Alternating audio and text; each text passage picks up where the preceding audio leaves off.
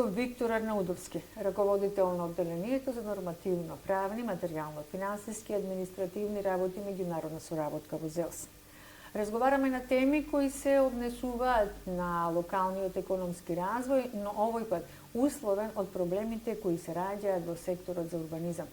Колку е кадровски екипиран, што е тоа што недостига, како треба да се зајакне и каква поддршка добиваат општините од ЗЕЛС. Господин Арнаутовски, добар ден. Вашата оценка во стартот зошто општините се уште немаат ажурирани генерални урбанистички планови и зошто се уште имаат проблеми при изработка на деталните урбанистички планови. Каде вие го лоцирате проблемот? Развој без овие планови невозможен. Така. Добро ви е прашањето, меѓутоа не би се сложил со констатација дека се уште немаат донесено урбанистички планови или ажурирани планови.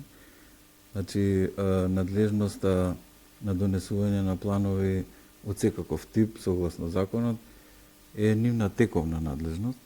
Тие тоа го прават во рамки на своите можности, понекогаш се во прашање финансиски средства, понекогаш се во прашање имотно-управните прашања, со оглед на тоа што со еден урбанистички план се врши урбанизација на одреден опфат и веќе стигаме до значи, прашања кои што треба детално да бидат претходно уредени, за да може да се пристапи кон донесување на еден урбанистички план. Се разбира, генералните планови се предуслов за донесување на детални урбанистички планови. Во руралните средини имаме урбанистички планови за село, кои што исто така подразбираат потреба од голем ангажман и добар капацитет, меѓутоа и финансиски средства за да може да истите да бидат донесени, односно тековно да бидат ажурирани и надградувани согласно потребите, поврзано со прашањето за локалниот економски развој. Кога зборуваме, ако може да продолжам во овој контекст за локалниот економски развој, темата урбанизам е неминовно поврзана со ова прашање. Значи, урбанизацијата на просторот подразбира соодветна намена на земјиштето, каде што може да се предвидат изградба на објекти од секаков тип, од објекти да почнеме од индивидуално домување, па објекти за колективно домување, па објекти со намена на индустрија, објекти од јавен интерес, од локално значење, објекти од јавен интерес од значење за Републиката. И практично со урбанизацијата стигаме до моментот каде што го даваме основот да му ја дадеме соодветната намена на земјиштето, кој што во следната фаза подразбира решавање на имотно-правните односи поврзани со земјиштето, од сопственички права до право на стекнување со право на собственост врз земјиште во собственост на државата, па во следната фаза одиме во постапката на издавање на одобрение за градење, изградба на објектот, надзор врз изградбата, за на крај да може во оној четврт сегмент да се изврши и укнижување на правото на собственост врз изградениот објект во јавните книги при Агенцијата за катастар на недвижности, пошто следи практично поврзаноста и со локалниот економски развој, каде што, да речеме, во одредени објекти со соодветна намена може и да се обавува деловната дејност, да се врши вработување на определени лица, дали од самата локална средина или со оглед на тоа што правото на вработување не подразбира само право на вработување во општината, меѓутоа сепак, значи, ангажирање на човечки потенцијал и капацитет, што ќе значи и нивно вработување, меѓутоа и генерирање на развој на локално ниво. Градоначалниците се жалат во овој период дека секторите за урбанизам тешко функционираат, дека тешко ги следат потребите или програмите на градоначалниците и дека не може да излезат пресред во остварување на капиталните проекти кои се дел од нивните и од нивните изборни програми. Велат, најслабата точка или карика во општината е токму секторот за урбанизам. Според нив проблемот е лоциран во недостиг на професионални стручни кадри, велат, или се малку на број, или има недостиг, дефицитарен кадар се архитектите и градежниците.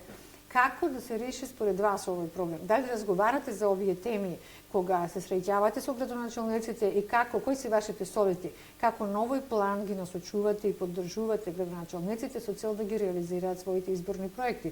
Бидејќи верувам дека секој градоначалник сака да биде успешен во реализацијата на програмата која понудил на избори. И зашто бил избран, се разбира.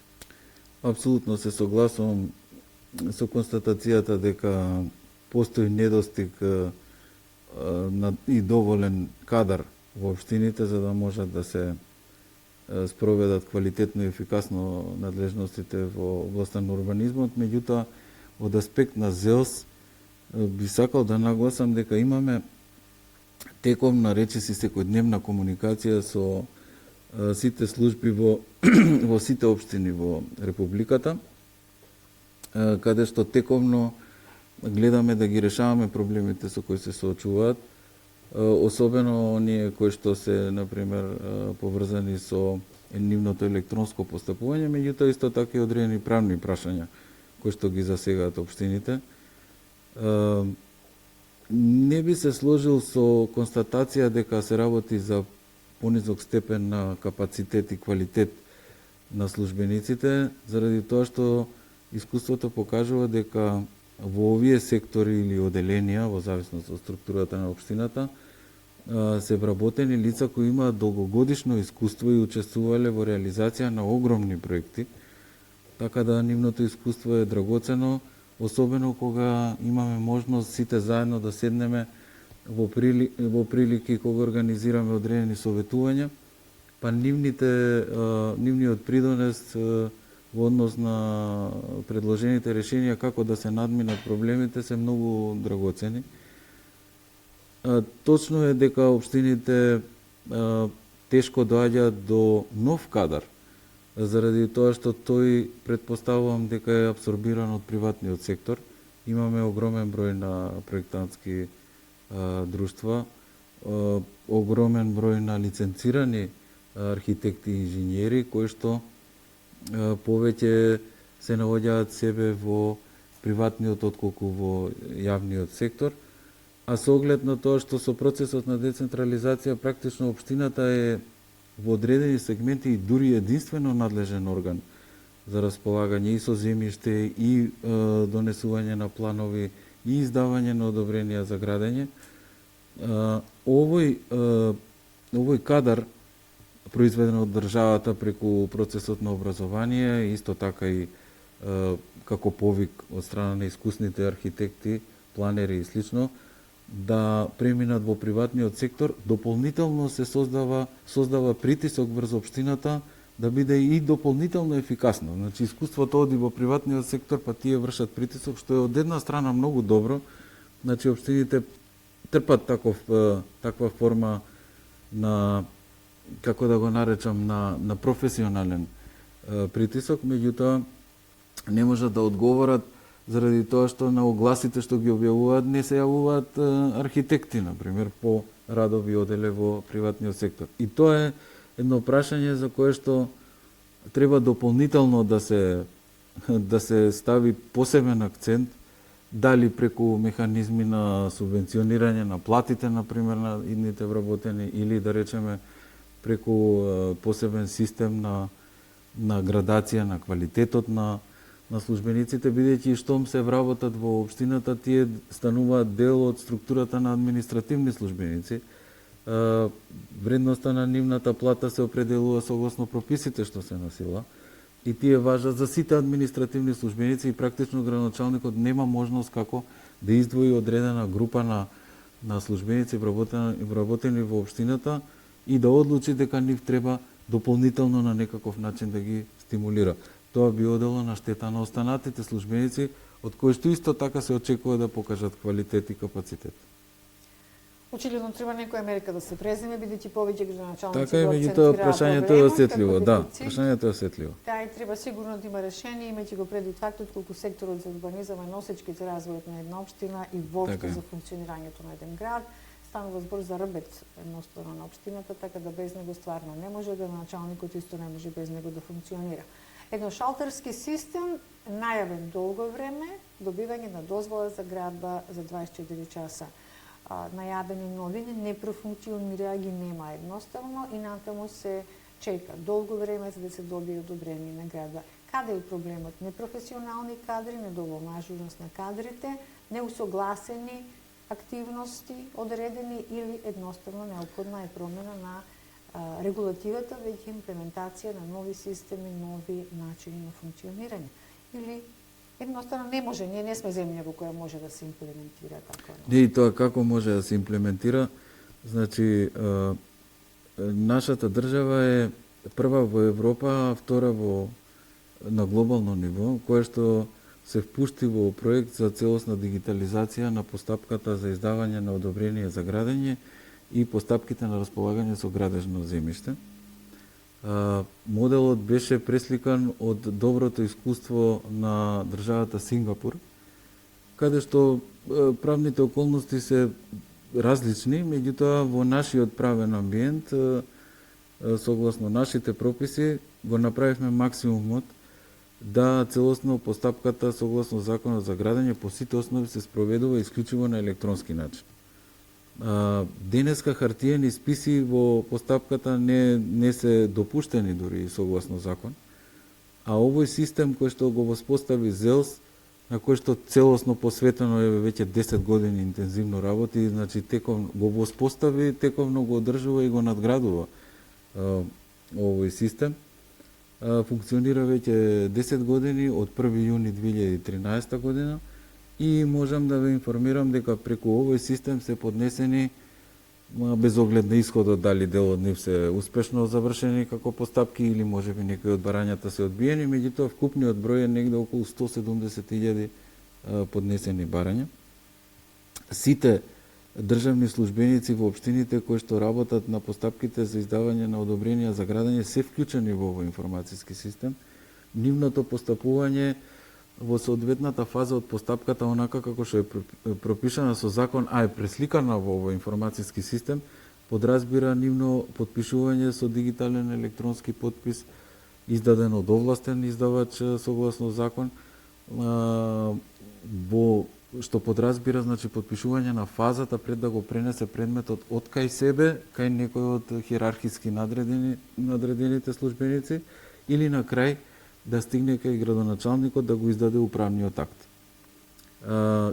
Од страна на барателите кои што се согласно законот се третираат како инвеститори, може да бидат физички и правни лица, се очекува да достават во електронска форма целосна документација согласно таксативно наведените докази кои се утврдени со Законот за градење, и практично само тие докази и е возможно да бидат поднесени преку системот, што значи дека со воведувањето на овој систем изолиравме одредени докази кои што општините по некоја навика од претходниот период пред воведувањето на овој систем без потреба им ги бараа на инвеститорите и со тоа ја обременуваа самата постапка. Истовремено со овој чекор постигнавме и унифицираност на постапките на ниво на целата држава. Денеска не е важно дали ќе поднесете барање за одобрение за градење во општина Ресен, во општина Струмица, во општина Тетово, во општина Делчево, секаде на ист начин и во секоја општина ги бараат истите докази, заради тоа што тие се преддефинирани во овој информациски систем. Постапката се одвива на идентичен начин, не може да се измислат дополнителни чекори, заради тоа што самиот електронски систем ги води постапките. И ако се следи законот, а истото е овозможено да се спроведе преку овој систем, од моментот на доставување на комплетна документација од страна на инвеститорот, надлежниот орган, односно општината, може реално да ја потврди проектната документација и да ја потврди комплетноста на доказите во рок од само 7 дена, пошто имаме рок во кој што се преминува во фаза на пресметка на надоме за уредување на градежно земјиште, чија што висина ја утврдува Советот на општината со посебна одлука во зависност од зоната каде што се наоѓа предметното земјиште, каде што се бара одобрение за градење, каде што инвеститорот има рок од 30 дена да изврши уплата на утврдениот надоместок, пошто се пристапува кон издавање на одобрение за градење. И ако го сметаме овој рок, кој што зависи само од општината, ако се исполнети сите услови, практично во рок од 7 дена општината може да констатира дека може да се пристапи кон пресметка на комунали. Да не го сметаме рокот од страна на инвеститорот колку тој бил ажурен да изврши уплата соодветно. И ако премине предметот во фаза да се издаде одобрение за градење, кога би поминало од службеник и раководител па до градоначалник, одобрение за градење реално би можело да се издаде и во рок од 2 недели. Меѓутоа, постапките се усложнуваат и тоа претпоставувам остава впечаток дека се одолговлекуваат,